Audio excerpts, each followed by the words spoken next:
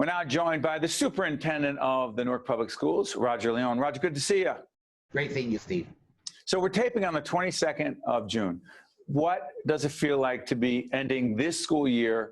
And then I'll ask you about September in a second. What's it feel like to finish this one, this marathon? Oh my goodness, we are just so happy that the end is in fact near. It's been a long 16 months for everyone in the school system, obviously. So we're really grateful to be at an incredible point in time right now with our seniors graduating in record numbers. So a lot of great celebrations occurring on this very important week. And Roger, people who've seen us before with you know that we have a stand and deliver leadership and communication development program with the Newark Public Schools. We do seminars, workshops in every public high school, remote or in person. So there's a leadership question here. What is the most significant leadership lesson you have learned in the past as we do this program, 15, 16 months? Well, I think that amongst the many things, the whole need to be constantly changing is something that in education we really actually don't adjust well to. It usually takes time for an initiative to take hold. And so what we've learned as a result of the coronavirus is that we are not in control as much as in fact we would all like to be, and then constantly changing, being able to adjust as quickly as possible and then communicate the importance of those adjustments to the community at large has been amongst the greatest learning that I know I've experienced in this role during this time. Sorry for interrupting. Roger, so speaking of learning and adjusting, September, this will be seen throughout the summer into September. And again, the date will be up on the screen. We always disclose when we're taping. What do you believe September 2021 will look like in the Newark Public Schools? Well, we know that September 2021 is what we're preparing for, and we've learned over the last 16 months that what we prepare may not be what actually resolves. So we want to stay the course. We want to make sure that people are adhering to all of the CDC guidelines and taking very seriously any and all of the executive orders, whether they're issued by the governor or the mayor in the great city of Newark, because we know that that will in fact determine or at least guide or at least influence a lot of public policy and decision-making upon our residents. We know that the normalcy of what we expect in September might not be exactly the way we have planned, so there will be ingress procedures that we've implemented since April that we will make sure are in fact in place, that there are egress procedures that we're also going to be following to make sure that the health and safety of all of the students and staff is the first and most important priority, and that we are clear on that. So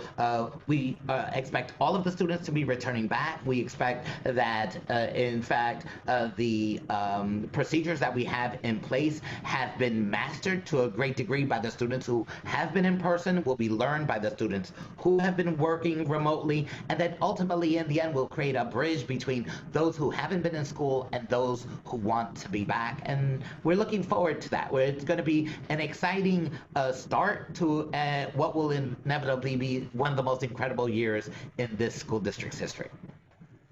Roger, the vaccine initiative in Newark, vaccine resistance in Newark, and by the way, Newark is a metaphor for any urban community across this country. What impact does the whole question of who's getting the vaccine, who's not, who will, who won't, what impact does that have on public education in the city of Newark? Well, our position from the start has been clear. COVID testing and the vaccination, which obviously follow thereafter, are both extremely important towards building the type of confidence that we need to inevitably get into the resilience that will get us through this. Do I believe that people need to be COVID tested and vaccinated? I know that it reassures and provides a level of support that everyone yearns for, especially during a time where there's so much uncertainty. So we know that in Newark in particular, the positivity rate was really, really high. And so getting everyone tested and advocating for that was paramount. We know that right now we have close to 70% of our teaching staff members who have already been vaccinated. So we know that we had a very, very aggressive campaign, and that we know that it has decreased over the last couple of weeks, at least the idea of people being vaccinated. We want to make sure that those who are going to do it, that they've obviously consulted with their doctor, if they're under a doctor's care, and that they go ahead and get vaccinated in any of the locations in the city of Newark or throughout Essex County in particular. I also wanted to mention to you that we have a great big Vaccine for Teens initiative that started last week and will continue every Wednesday at Westside High School in the evenings on our Lights On program, and at Claremont Hospital as we get through the summer. This is just for teenagers ages 12 to 18, here sponsored in the city of Newark by the health department, obviously the school system, and our health partners. By the way, in post-production, put up the website for the Newark Public Schools so those in Newark who want to learn more about it can. Roger, can you give me 1 minute or less on learning loss? How do we identify what learning loss looks like, and what do we do about it for these young people? So as it relates to learning loss, we want to look at it in two frames. So learning loss, that actually students have not, for whatever the reasons are, kept with the academic programming, and then unfinished learning. So that there are students that just need more time. We want to actually address both of those. So we're doing that with some intent. There are tutoring opportunities that we're providing students before the school day, after school, on Saturdays, that we will continue into the start of the next school year to afford students that additional time. We're doing assessments at the start of the year, in the middle of the year, towards the end of the year, to really get a sense of the impact that this has caused and how we are teaching our students to address those needs. Not only academic, but social emotional learning needs that we know our students have experienced from the separation. Everything about coronavirus has impacted everyone. So we're targeting all of the students with a broad brush, and then providing specific needs as it arises student by student across every classroom, in every grade, in every school across the city of Newark. Mr. Superintendent, I want to thank you so much for joining us. As always, we learn from you. We appreciate it, and all the best to you and the great team in the Newark Public Schools. Thank you, Roger.